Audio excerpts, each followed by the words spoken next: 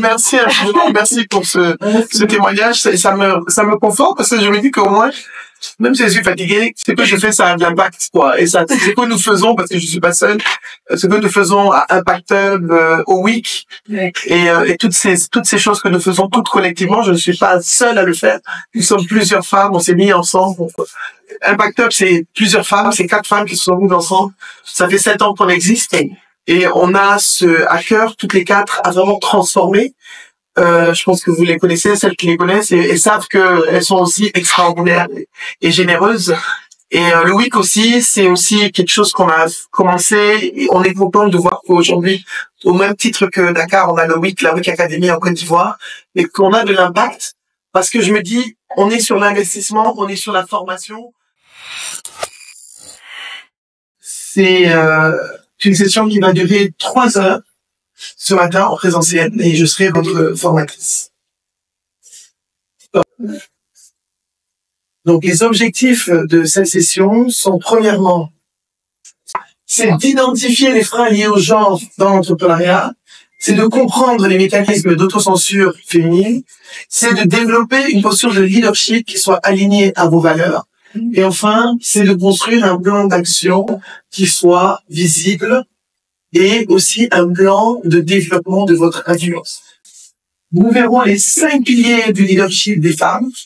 Et enfin, je vous donnerai un outil qui s'appelle le lead, le cadre lead, qui va vous permettre de développer votre feuille de route et de développer votre leadership en tant que femme entrepreneur. Et enfin, au terme de ces sessions, de cette formation, vous aurez un plan d'action clair qui vous permettra de vous imposer en tant que leader, entrepreneur, femme, au sein de vos écosystèmes divers. D'accord? Donc, partagez avec votre voisine votre nom et prénom et dire pourquoi vous êtes inscrit à la WIC Academy.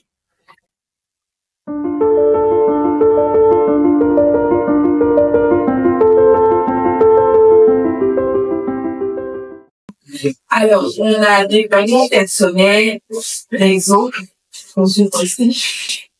On a formation et régionale d'accord. Merci beaucoup. Qu'est-ce qui revient le plus? Réseau, compétences, mentorat. Donc c'est vraiment, et développement du potentiel et des compétences. Je pense que ce sont les choses qui apparaissent le plus. Et si c'est ça que vous venez chercher, je pense que vous êtes au bon endroit. De les défis du genre en entrepreneuriat.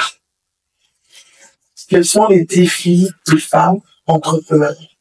Très important. Donc, les objectifs de cette session, c'est vraiment de clarifier bien ces défis, de les identifier, de les définir, de les nommer, de mettre un nom sur chacun de ces défis. Ouais, vous avez une idée plus ou moins, entre guillemets, pas vague, mais vous savez plus ou moins. Mais ça va permettre de les nommer de façon claire. D'accord? Alors, comment est-ce qu'on va faire cette session? Nous allons voir quels sont les différents types de défis que vous avez. Il y a un défi qui vous touche particulièrement, personnellement, sans lire. Ne lisez pas. Quels sont les défis qui vous touchent personnellement? Le défi que vous avez, oui? Pour moi, tout ce qui se passe à la maison, tout ce qui se passe chez les enfants, s'ils sont malades, si on invite quelqu'un chez le pédiatre. Donc ça fait qu'on a vraiment plusieurs chapeaux à porter et c'est pas forcément évident tout le temps. D'accord, donc les rôles des femmes en fait. Les différents rôles dans lesquels une femme doit acter à chaque fois, à chaque moment d'être professionnelle, je dois même être amie, il y a peut-être une amie qui t'appelle qui a un problème. Donc ça, c'est un vrai défi. Merci beaucoup pour ce partage. Quelqu'un d'autre voudrait partager entre deux autres? Bon, malheureusement, j'ai un personnel en majorité composé d'hommes. D'accord. Donc, du coup, ils ont un peu du mal avec le fait qu'il y ait une femme. Wow, ouais. Parce que je suis très, très carré Bien sûr. avec mes employés. Parce qu'à la fin de la journée, c'est le produit qu'on vend qui satisfait le client. Si en interne, on n'est pas structuré bien, donc, quand ils font quelque chose, vu que j'apprends, je vais atteindre un certain niveau d'excellence. Quand ils font quelque chose, tu leur dis non, ça, reprenez. T'as peur, c'est moi qui perds de l'argent. Mais eux, quand tu leur dis reprends, ah, madame. Donc, du coup, comment trouver le bon milieu entre ne pas être trop, on va dire, peut-être dur avec eux, et puis les emmener à se donner d'eux-mêmes sans forcément que tu sois tout le temps en train de faire la police, perdre de l'argent, et demande de reprendre à chaque fois de travail. Donc, vraiment, par exemple, dernièrement, j'ai sorti une dernière collection qui cartonne, ça va. On change comment arriver à Affirmer ton leadership. voilà. Vis-à-vis de tes équipes. Voilà, D'accord. Vous aurez une session ressources humaines de toute façon. Mais affirmer ton leadership vis-à-vis de tes équipes, je comprends parfaitement la problématique. Je pense qu'il faut repenser aussi comment est-ce que tu les payes. Est-ce que tu les payes un montant mensuel ou est-ce que tu les payes par pièce réalisée? Comment est-ce que tu les payes? Je pense que ça, c'est une question aussi que tu dois te poser. Oui, ils sont au fixe, le mois. Donc c'est normal qu'ils aient ce bon. Donc, maintenant, j'ai commencé à, quand je perds de l'argent, c'est pas qu'ils payent. Mais Ouais. si j'ai commencé, ça fait un mois. Je pense, je me dis que ça va aller, mais avant, je ne faisais pas ça. Mais peut-être qu'il faut pas le faire en genre je vous menace. Peut-être qu'il faut le mettre dans, il faut les engager, en fait. Il faut qu'ils soient engagés avec toi. Et pour qu'ils soient engagés avec toi, il faut que toi-même tu clarifies ta vision en tant que leader. Quelles sont les visions, quelles sont les valeurs de ton entreprise? Comment est-ce que toi, tu veux les embarquer? Tu veux les embarquer dans ton projet. Tu vois, il faut qu'ils soient plus que des employés et qu'ils soient des personnes qui se disent, OK, je vais avec cette dame, je vais grandir avec elle. On va créer quelque chose ensemble. Et c'est ce format-là que tu dois essayer de mettre en œuvre. C'est important de se partager de l'expérience parce que ça nous permet de mieux comprendre certaines choses. Maintenant, ce que je souhaiterais venir sur les choses qui sont importantes, il y a un vrai challenge de la financement. Les hommes ont plus un financement par rapport aux femmes. Les femmes n'ont accès au financement peut-être en proportion de 10% par rapport à 90% aussi. Donc déjà, pourquoi? Parce que les réseaux, déjà, mais aussi la structuration des entreprises des femmes. Souvent, l'entrepreneuriat des femmes est un entrepreneuriat souvent de subsistance. Donc c'est pas un entrepreneuriat qui travaille sur l'échelle. Si vous êtes là, c'est parce que vous voulez passer à une échelle supérieure. Vous voulez arriver à un autre niveau.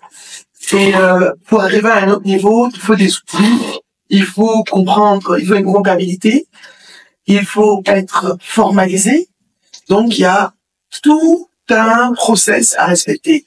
Donc déjà, ça, c'est une raison. La deuxième chose qui freine souvent aussi l'entrepreneuriat des femmes, les femmes ont peur d'être visibles. Ou ne savent pas comment être visibles. C'est-à-dire que vous devenez entrepreneur, vous avez vous n'êtes pas habitué à être visible, vous n'osez pas être visible. Si on vous connaît pas, ça va être difficile d'acheter votre produit. Donc ça, c'est vraiment les obstacles du genre dans l'entrepreneuriat. Vous allez le voir. On va voir maintenant, on va faire une mise en pratique. Et je vais vous demander de nommer vos obstacles personnels. On l'a vu récemment, on va le voir de façon plus développée, d'accord?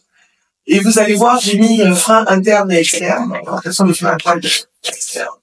Et vous allez changer de binôme, d'accord? Et partager vos obstacles. Vous avez 10 minutes pour partager vos obstacles. Dans ces obstacles, vous allez faire le point, vous pouvez écouter les instructions si vous voulez, après vous allez poser beaucoup de questions. C'est important d'écouter les instructions. Vous allez partager vos obstacles. Et dans ces obstacles que vous allez partager avec votre binôme, vous allez écrire sur un post-it rouge, rose, je sais pas, vous avez quelle couleur. Sur le post-it rose, vous allez écrire les freins internes, donc les freins internes au comment on appelle ça, à votre vos obstacles qui sont internes, et sur un post-it jaune, vous allez écrire les freins externes. J'ai pas besoin ni de nom, ni de société, j'ai juste besoin que vous réfléchissez, vous partagez vos challenges ensemble, vos obstacles, et ensuite que vous mettiez, effaciez la part entre les freins internes et les freins externes, et ensuite vous avez, dans 10 minutes, vous avez là-bas, poser des freins externes à droite, jaune. D'accord? Donc, c'est vraiment important.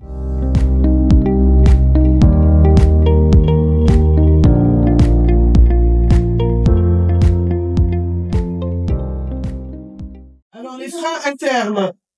Personnel interne, pas honnête. Ah non, c'est pas ça les freins internes. Mais personnel, c'est interne à soi. Donc ça, c'est externe. Déjà. Des blocages et des limites, besoin d'équilibre, peur d'échouer, manque de confiance en soi. Frein externe, c'est là. Frein interne, matériel de production peu performant, c'est externe. Ne pas se sentir prête pour le niveau.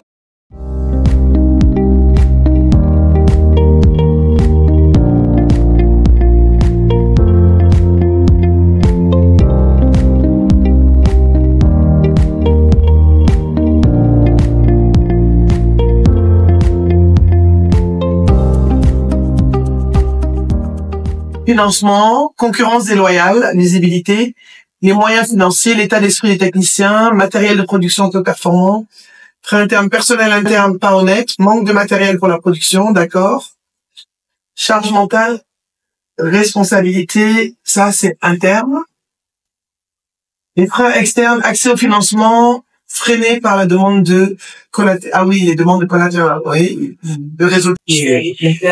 Le problème c'est interne à moi. Que moi je voilà mon propre blocage par rapport aux blocages qui viennent d'ailleurs. Voilà, ça va permettre de faire une distinction aujourd'hui. Merci. En vérité, en faisant l'exercice, je me rends compte que il y a des choses en moi, pas positives, mais qui se projettent forcément sur mon activité et du coup, ça bloque. Très très bonne remarque, merci pour ça. Ça m'a permis de situer les responsabilités. Situer les responsabilités. Merci, très très bon. Donc cet exercice, il est vraiment pour vous clarifier les phrases et vous puissiez mettre un mot sur ce qui nous empêche de vous dépasser et d'aller vers votre niveau supérieur. Nous avons vu les freins. Maintenant, nous allons voir quels sont les piliers du leadership des femmes. Votre leadership, comment se fait le leadership? Quels sont les piliers qui vont vous permettre de développer ce leadership et surmonter tous ces freins que nous avons vus ensemble? D'accord?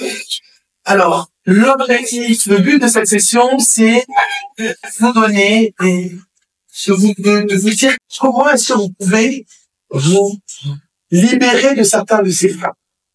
D'accord? Parce que, comme nous l'avons vu, vous avez des freins, maintenant, qu'est-ce qu'on en fait? Comment est-ce que moi, en tant qu'entrepreneur, je peux me libérer de ces freins? Qu'est-ce que je dois développer?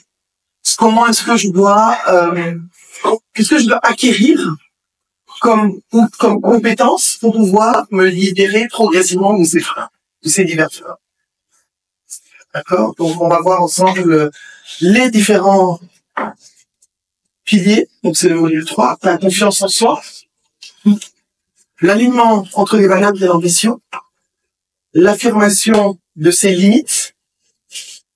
L'influence et comment développer son réseau féminin. Et enfin, la visibilité stratégique et alignée. Et que chacune de vous prenne le temps pour écrire le nom de 2 femmes leaders qui vous inspirent. Vous avez 5 minutes pour le faire. C'est parce qu'on a envie de pouvoir avoir certaines de ces qualités, pouvoir faire certaines choses là-dessus. Donc justement, c'est vraiment important. Pas inspirer pour inspirer, mais le pourquoi et qu'est-ce que je fais pour pouvoir atteindre ce bon travail. Ma mère, les Mama Benz, Fanta Diafrika Diabaté, Sephora Kojo, Nabou Fall, Aïcha Ibrahim, Mariam Dao Gabala, Madame Nabou Fall, Martine Kofi Studer. C'est trop facile que vous me disiez, ça veut dire que personne ne me dit pourquoi on a mis votre nom. C'est facile. Donc, Que moi, ça me dit. pourquoi on a mis votre nom. Comme moi, j'ai mis votre nom. Je vais vous dire. Toi, disons, en tant que femme africaine, vous affirmez être africaine. Et, en fait, je m'identifie en vous regardant, à la femme que j'aimerais être à votre âge. Déjà, vous couvrez les cheveux toujours élégantes, d'affirmer votre africanité, votre prestance, votre féminité, mais marquer votre position de femme forte, de femme leader qui vous avez dit tout à l'heure, je dis ce que je pense, je le dis, je l'affirme, mais ça n'enlève en rien votre élégance, votre féminité. Et, comme je t'ai projeté dans quelques années, je me dis, j'ai envie de lui ressembler, d'être la femme musulmane qui se couvre la tête, mais qui n'est pas moins féminine, qui n'est pas moins ambitieuse, qui n'est pas moins élégante, mais qui continue toujours à affirmer ses positions.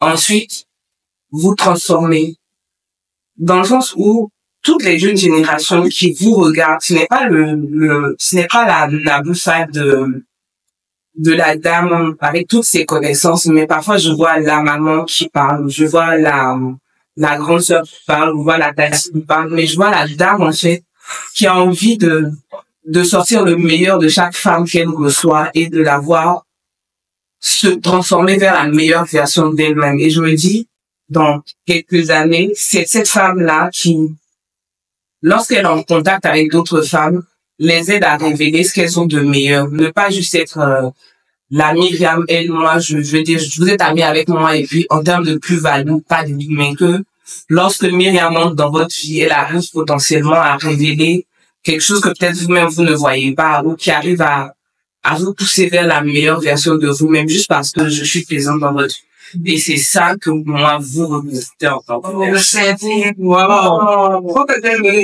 En fait, moi, je vous connaissais pas. Et même si les réseaux sociaux, je n'avais pas, je ne connaissais pas. C'est pendant Masterclass Bootcamp de Jamifa. Oui, je me souviens. Et moi, je vous ai découvert la première fois. Et vous êtes venu nous faire le cours sur le imposteur.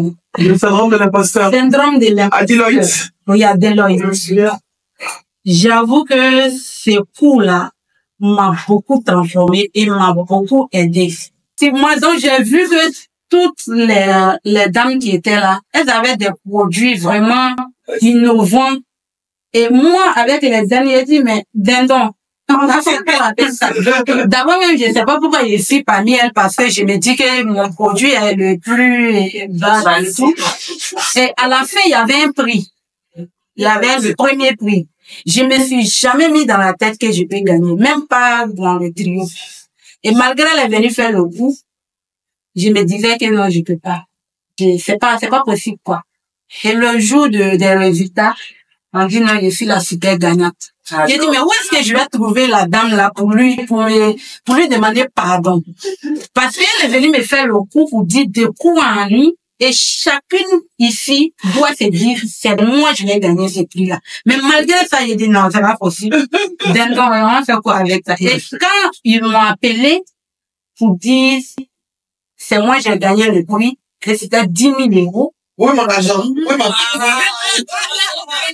Je cherchais à vous demander pardon. Oh, et aujourd'hui, je vous demande pardon parce que je n'ai pas, ça lui moyen dans le conseil, vous n'avez pas cru en moi. Je n'ai pas cru en moi. Et après ça, j'ai continué en tout cas à postuler. Et aujourd'hui, quand je rentre dans quelque chose, je dis, c'est moi. Yeah! Oh, merci pour les questions. Vous voulez que je pleure? Je ne pleure pas. Merci infiniment. Merci pour ce témoignage. Ça me conforte parce que je me dis qu'au moins, même si je suis fatigué, ce que je fais, ça a de l'impact, quoi. Et ça, ce que nous faisons, parce que je suis pas seul, ce que nous faisons à Impact Hub, au WIC, et toutes ces choses que nous faisons toutes collectivement, je ne suis pas seul à le faire. Nous sommes plusieurs femmes, on s'est mis ensemble. Impact Hub, c'est plusieurs femmes, c'est 4 femmes qui se sont mises ensemble. Ça fait 7 ans qu'on existe. Et on a à cœur, toutes les 4, à vraiment transformer. Je pense que vous les connaissez, celles qui les connaissent, et savent qu'elles sont aussi extraordinaires et généreuses. Et le WIC aussi, c'est aussi quelque chose qu'on a commencé. Et on est content de voir qu'aujourd'hui, au même titre que Dakar, on a le WIC, la WIC Academy en Côte d'Ivoire, et qu'on a de l'impact. Parce que je me dis, on est sur l'investissement, on est sur la formation, et on est sur l'impact, enfin nous, en tout cas, au niveau de nos engagements individuels en tant que 4 cofondatrices. Vous connaissez Digifam aussi, qui est aussi la directrice de WIC, qui est aussi d'Impact Hub, qui est aussi une de mes associées. Il y a Astou, il y a Fayel. Astou, Fayel, nous, on est toutes les 3 au WIC. Depuis le début, on a cofondé le WIC. Merci pour ton partage. Fanta. La WIC Academy m'a envoyé sans cesse les messages en mail. Postuler, dit, mais vous m'emmerdez, vous n'allez pas me prendre. Je sais pas, postuler. Donc, à la dernière minute, j'ai postulé, ben, puis on m'a appelé.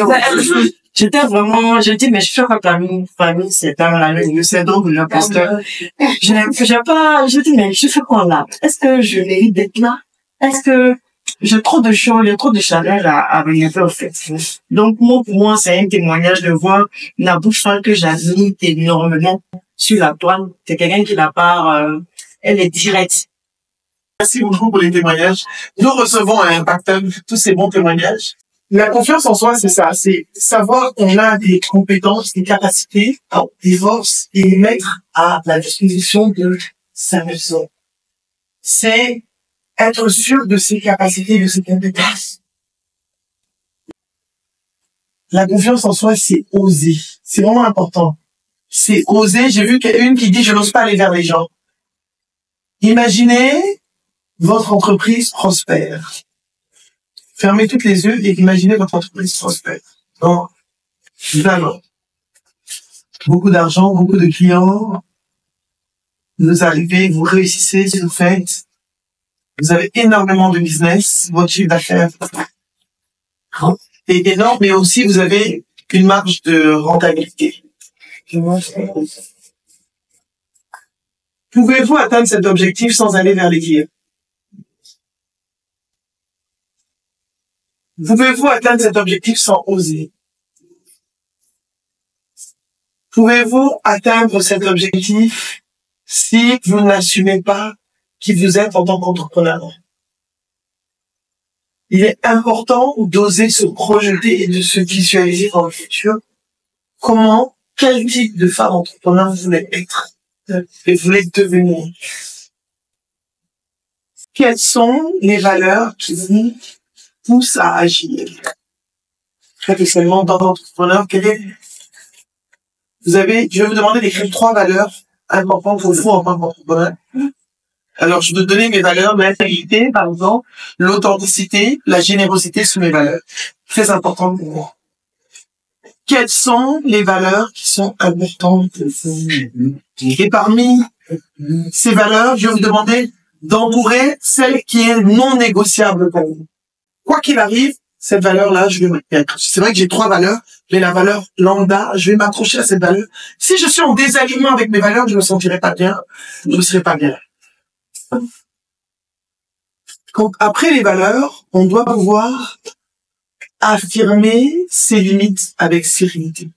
On ne sait pas dire non. Les femmes ne savent pas dire. Tu l'as dit tout à l'heure, Fanta, quand on me dit viens faire, je vais faire. Je suis passé par là. C'est un acte de leadership, c'est pas un acte de faiblesse. Savoir dire non est un acte de leadership. Alors moi, je vais vous demander d'écrire, de réfléchir à qui est-ce que vous n'avez pas dit non et à qui est-ce que vous souhaiteriez dire non et à qui vous vous engagez à dire non. Alors, je vais faire le tour. Chacune va me dire la valeur qu'elle a choisie qui est non négociable et me dire en même temps à qui est-ce qu'elle répond. La personne à qui je vais dire... La valeur non négociable, c'est laquelle? La sincérité. D'accord. Ceux à qui je veux pouvoir dire non, ce sont les clients qui payent mal. Parce que moi, je suis dans le nettoyage. Donc, souvent, quand tu dis ton prix, non, il faut diminuer, il faut faire ceci, il faut faire cela. Deux fois aussi, tu es là, tu n'as pas de clients, tu te dis, bon, c'est mieux d'aller faire, et puis bon, avoir un peu que je ne vienne avoir même. Et puis bon, tu jettes à l'eau. À la fin, tu n'as rien, parce que tu vas faire les dépenses, et tu vas faire d'autres choses. Cher ou toujours cher. Voilà. Donc, je veux pouvoir dire à ces clients-là, non. Il faut le faire parce que tu ne gagnes pas, en fait. Et tu prends de l'énergie, tu prends du temps, tu leur dis que ce sont mes parents. La valeur intransigeante, c'est l'intégrité. Et pour la personne à qui je dirais non, c'est un client fidèle. La valeur à laquelle je tiens, c'est l'honnêteté. Voilà, l'honnêteté. Et à quoi je dirais non? Je dirais non à tout ce qui pourrait être sur la foi physique. Voilà. Et puis, au niveau de C'est quoi ton activité? Qu'est-ce qui pourrait dans ton activité empiéter sur ta foi chrétienne, par exemple? Bon, au niveau de mon activité, moi, je parle par rapport à moi. Oui, mais bon, tu es entrepreneur. C'est surtout dans le leadership de l'entrepreneur. Au niveau de mon activité, à quoi je dirais non? Je dirais non à, par exemple, aux clients qui pourraient me dire, par exemple, fais-moi tel serveur, par exemple. Moi, par exemple, j'avais plusieurs serveurs, mais Tu fais quoi? Excuse-moi. je fais des céréales pour des enfants, et aussi pour des adultes. Voilà. Donc, il y a certains serveurs que je faisais, mais j'ai arrêté parce que je vu que cela C'est pas rentable. c'est pas rentable. C'est pas fait. Donc, il y a certains clients qui appellent et qui veulent forcément ça. Ça, je dis non parce que cela n'est pas rentable. Alors moi, j'ai dit non, le respect et l'engagement. Et non, l'excellence. L'excellence. C'est vraiment l'excellence. Le respect, oui, mais surtout l'excellence. Et quand je dis l'excellence, c'est dans le sens où tellement je vais toujours m'appliquer à faire le maximum que je peux. Je ne suis plus dans le perfectionnisme, mais vraiment dans l'excellence continue. Et par rapport aux clients, on va dire, les clients qui veulent parfois demander des choses qu'on dit qu'on ne fait pas, et on sait pourquoi on ne les fait pas. Bien sûr. Voilà, parce qu'on ne peut pas tout faire. Moi, je suis totalement encline à recommander les personnes qui font des choses avec excellence aussi, mais maîtrisent leur sujet. Mais je ne veux pas forcément... C'est vrai que oui, il faut savoir s'adapter. Il y a des choses qu'on ne propose pas aujourd'hui, mais qu'on peut faire. Mais il faut savoir aussi reconnaître quand c'est quelque chose qu'on n'est pas prêt à faire. Entre l'intégrité et l'équité, je vais sur l'intégrité. Dans la personne à qui, est-ce que je peux lui dire non? À qui je ne peux pas, à qui je dirais non, c'est mon ancien tabou. Il va falloir que vous voyez, que vous écriviez, que vous réfléchissiez, en tout cas peut-être pas aujourd'hui, dans votre réseau, quels sont les genres de personnes dont vous avez besoin pour développer votre réseau. Déjà, les premières personnes, c'est vous-même. Entre vous ici, vous devez développer. Alors, je vais prendre un très bon exemple. Si j'avais pas Esther, on a eu un souci il y a je sais pas combien d'années. Si elle n'avait pas eu une bonne attitude, si on n'avait pas, elle m'aurait retrouvé aujourd'hui ici, ça allait être compliqué. Tu sais jamais où tu retrouves les gens. Le réseau, il faut l'entretenir. Et il faut pas attendre d'avoir besoin des gens pour prendre de leurs nouvelles. Ça, c'est très ivoirien. C'est seulement quand les gens ont besoin de vous appeler. Faut prendre des nouvelles des gens, savoir dans quoi ils sont. Une fois que tu n'entends pas parler de quelqu'un, quand tu penses à quelqu'un, demande ça va, c'est tout. Parce que des fois, tu penses et puis tu le fais pas. Parce que tu oublies et puis après, je vais le faire. Et tu sais jamais pourquoi tu penses à cette personne, en fait. Et après, il te dit, ah, tiens, mais moi aussi, je pensais à toi. Et souvent, c'est comme ça que ça se passe. Donc, quels sont les types de personnes que vous devez avoir en votre réseau? Qui peuvent, pas forcément que vous allez utiliser, mais juste les connaître. C'est important. C'est important de développer, de faire la cartographie de votre cercle d'influence. Type de personnes que vous devez connaître. Dans votre secteur d'activité, est-ce que je dois tout connaître des concurrents, des gens qui font la même chose que moi? Le jour où mon client, je ne peux pas lui fournir, je sais qu'il y a quelqu'un qui fait la même chose que moi, je peux aller en tandem avec cette personne pour faire quelque chose. On sait jamais. Pas fournir. Ou alors des gens qui font, qui sont dans d'autres pays, qui font la même chose pour leur demander des conseils, etc. Quels sont les types de personnes, ou tout simplement, que vous devez avoir dans votre réseau? C'est important de voir dans votre cercle comment est-ce que vous devez construire votre cercle d'influence. Et c'est important d'entretenir le réseau. Il y a ensuite la visibilité stratégique et alignée. Il faut oser prendre la parole, oser se montrer sans être jugé. Et ça, ce que je vais vous donner comme défi, c'est cette semaine, qui est sur LinkedIn? Levez la main, celles qui sont sur LinkedIn. Qui n'est pas sur LinkedIn? Allez ouvrir la main sur LinkedIn. Numéro 2. Et deuxième chose, cette semaine, écrivez tout un post sur LinkedIn de même du 3 organiques et taguez-moi. Alors, votre leadership, il est unique. Le leadership des femmes, il est unique. Et je voudrais que parmi ces 5 piliers, que vous disiez quel est le pilier quel est le pilier qui est quels sont les 3 piliers qui sont les plus importants pour vous? Le prioritaire, et je le remets. Voilà. Pilier prioritaire et le plus important pour vous, c'est C'est pour vous-même savoir quel est le pilier, les 3 piliers importants, le 1, le 2, le 3, le 4, le 5, et quel est le premier sur lequel vous devez travailler le plus.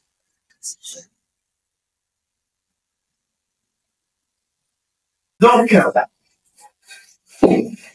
nous avons travaillé sur le choix, d'accord? On a examiné tout ça.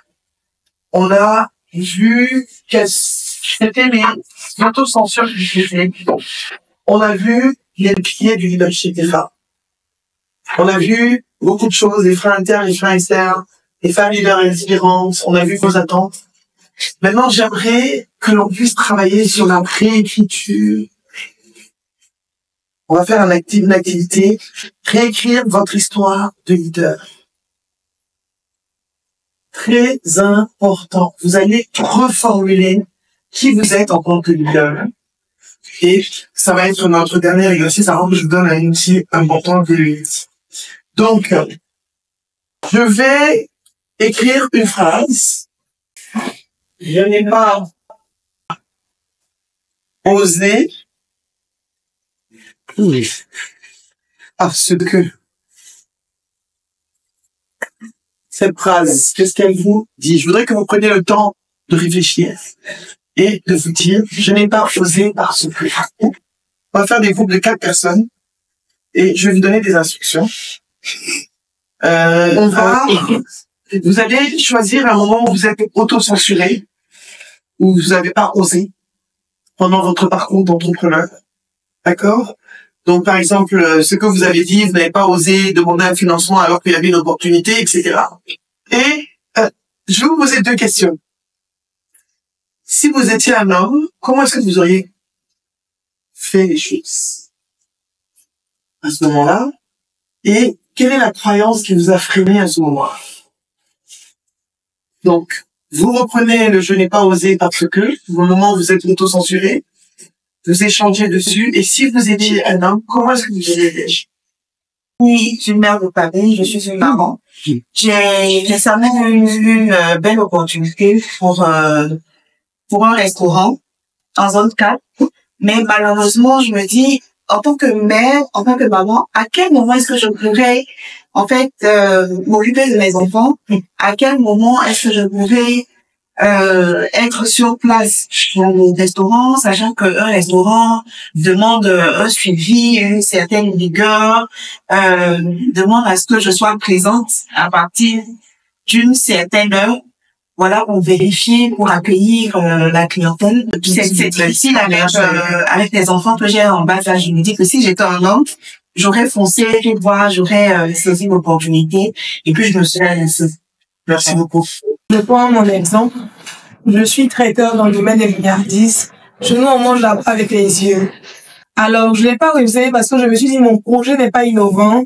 Traiteur, il y en a dans tous les pays, dans tous les villages, dans toutes les capitales. Et j'ai rencontré un jeune homme qui vendait des chips et qui a eu un prix pour 75 millions de francs CFA.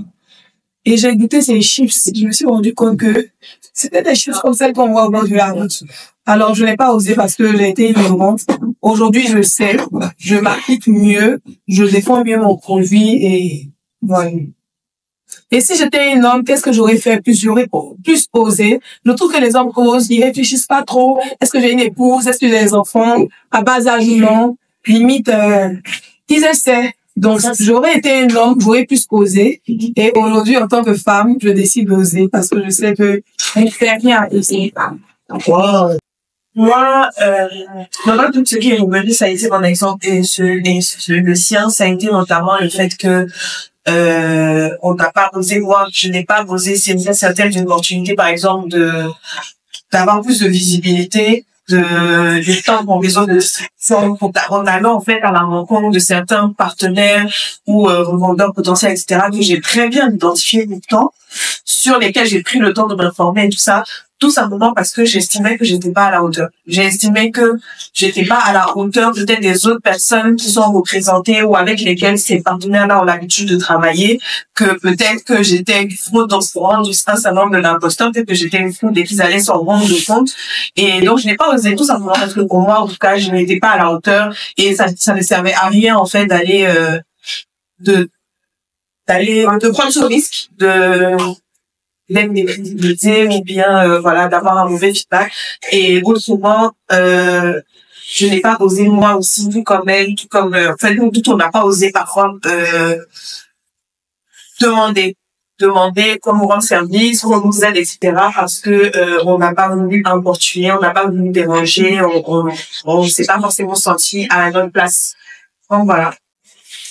Et comment est-ce que vous le referiez, réécrire aujourd'hui, si tu devais dire, aujourd'hui j'ose, comment est-ce que vous oseriez? On réécrit votre histoire. Pour réécrire l'histoire, je vais répondre même à ce, il y a une chose que j'ai pas dit, c'est si j'étais un homme. Oui. Si j'étais un homme, je pense que c'est quelque chose que, c'est des considérations desquelles je ne serais pas rencontrée parce que les hommes ont cette confiance et cette audace-là que, par définition, en général, nous, les femmes n'avons pas. Je pense que les hommes, c'est vraiment mon point de vue, ils n'ont pas été dans cette situation où tout ce qu'ils font est constamment questionné, challengé parce qu'on estime, en fait, par défaut, on a tendance par défaut à les sous-estimer. Donc aujourd'hui, à les surestimer, pardon. Et nous, inversement, on a tendance à les sous-estimer. Donc aujourd'hui, je sais que je peux oser. On sait qu'on peut oser parce qu'on sait qu'on est totalement à notre place. Vas-y, Karine, dans ton parole, un peu avant, D'accord. Si je veux changer, je veux oser, je vais avoir confiance en mon budget. Je vais dire que je vends les meilleurs produits, les meilleurs snacks, les meilleurs confiseries. Et j'ai ma différenciation, je suis pas comme les autres. Donc, je peux faire mieux que ce qu'on voit habituellement. Je peux faire mieux que mes prédécesseurs ou mes concurrents. Et je peux faire ce que je veux parce que j'ai confiance en mon projet. Bon, merci beaucoup. Alors, c'était très important qu'on puisse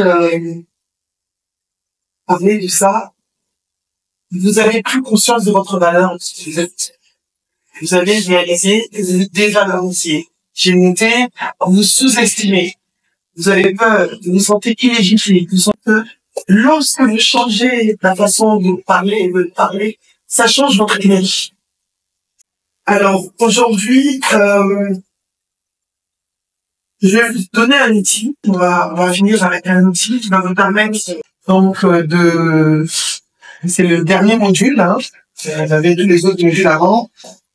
On ne voit pas bien le 1, le 2, le 3. Ça, c'est le module 4. Le cadre lead. L'objectif, c'est de vous donner, le but, c'est de vous donner un outil qui va vous permettre de bien vous donner l'énergie. Pourquoi? Parce que vous avez vu vous-même que vous n'osiez pas cette fois. Vous n'osiez pas toujours et que vous aviez un narratif négatif sur vous. Que tous ces freins-là, comment est-ce que vous avez compris quels sont les piliers? Comment est-ce que vous mettez ces piliers en action? Avec quels outils? D'accord? Le cadre lead, c'est quoi? Il y a plusieurs étapes.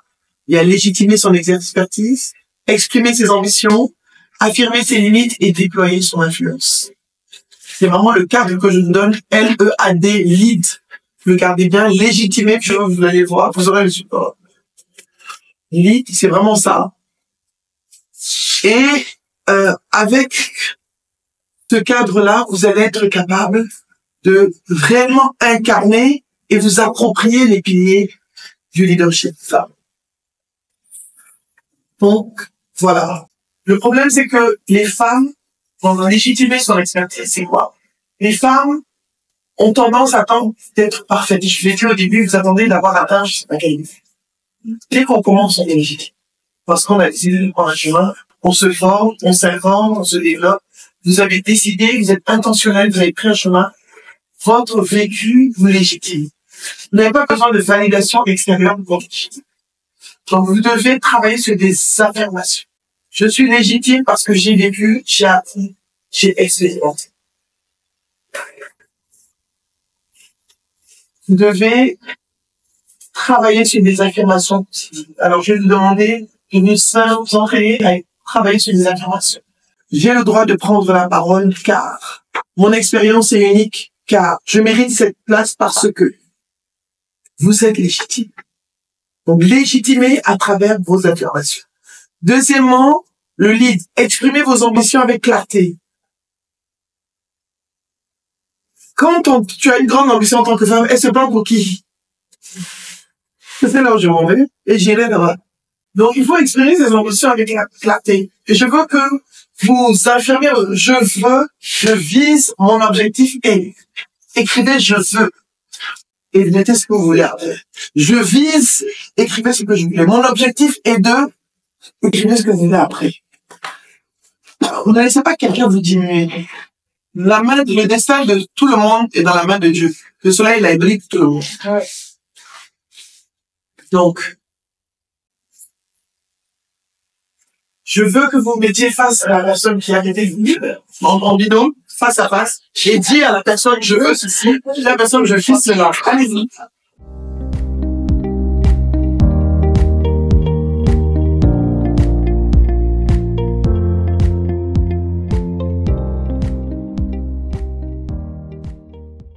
Vous avez dit?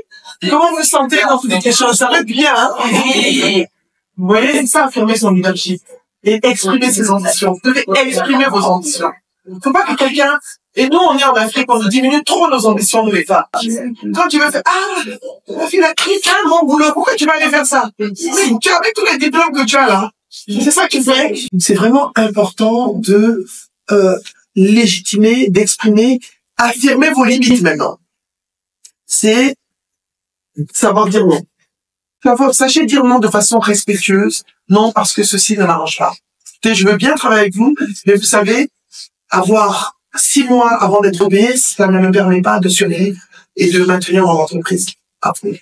Donc, vraiment, je suis obligé de le faire. Mon emploi du temps ne me permet pas de... Il faut apprendre à dire non de façon respectueuse. On va aller sur déployer son influence. Comment déployer son influence de façon dont le lead, c'est vraiment le cadre pour incarner votre leadership. Déployer votre influence, c'est inspirer, ouvrir des portes pour soi et pour les autres.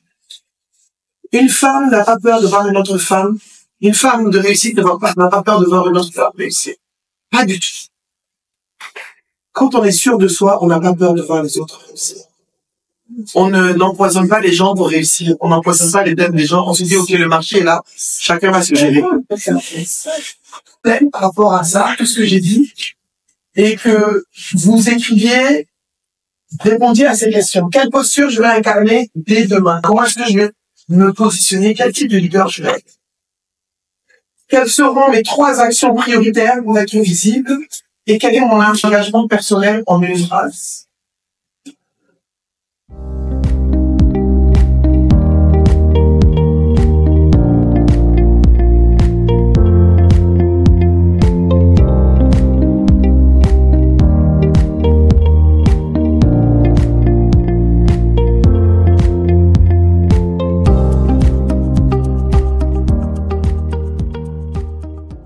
Karim Diaz s'engage à toujours parler de son activité, peu importe où elle se trouve. Estelle Kakou-Zunon s'engage à aller vers les grandes entreprises, oser frapper aux grandes portes et ne plus se contenter de peu. Yes. Catherine s'engage à toujours se former pour exceller dans son domaine et produire des liqueurs haut de gamme.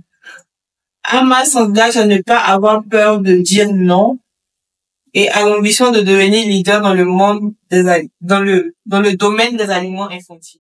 On va passer à la page de feedback. Je vous félicite. Déjà, vous avez vraiment pris confiance de votre leadership, de vos valeurs, d'accord? Et vous avez réellement vu où vous étiez et comment est-ce que vous pouviez améliorer votre leadership. Bon, félicitations à vous. Vous avez su transformer des situations de frein en opportunités. Vous avez compris comment passer du frein à l'opportunité. Et je vous encourage vivement à continuer sur ce chemin-là. Vous avez pris une voie, donc avec intentionnalité. Vous avez compris que le leadership de la femme, ce n'est pas copier, ce n'est pas être quelqu'un d'autre, c'est être soi pleinement et oser s'affirmer en entier. Embrasser toutes les facettes de sa personne, que ce soit les réussites comme les échecs. Donc, vous êtes prête, j'espère, pour la suite du parcours. Ce que je vous encourage à faire, c'est de pratiquer pour vous améliorer. Vous avez un cap. Prenez conscience de ce que vous pouvez faire pour vous améliorer à chaque fois. D'accord? Et ne vous arrêtez pas là. Ça ne s'arrête pas aujourd'hui. Donc, les recommandations que je vous donne maintenant, c'est de tracer votre feuille de route. Vous avez tous les outils, vous avez les 3 questions que je vous ai posées tout à l'heure. Travaillez dessus. Qu'est-ce que vous allez faire concrètement? Comment est-ce que vous allez incarner votre leadership? Préparez cette feuille de route, qu'elle vous accompagne tout au long de votre parcours. Donc, je vais vous demander de vous applaudir. Nous avons vu quels sont les leviers qu'il faut actionner pour développer votre leadership en tant que femme entrepreneur. Et surtout, vous avez eu un cadre, le cadre lead, qui aujourd'hui est un outil qui vraiment va vous permettre de renforcer votre leadership et de le développer pleinement.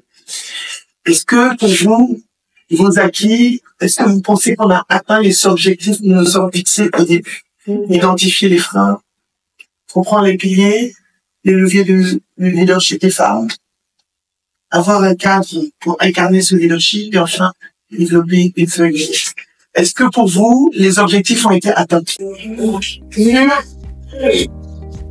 Comment vous sentez-vous après cette session? Juste une émotion, sans vous en dire. Vas-y.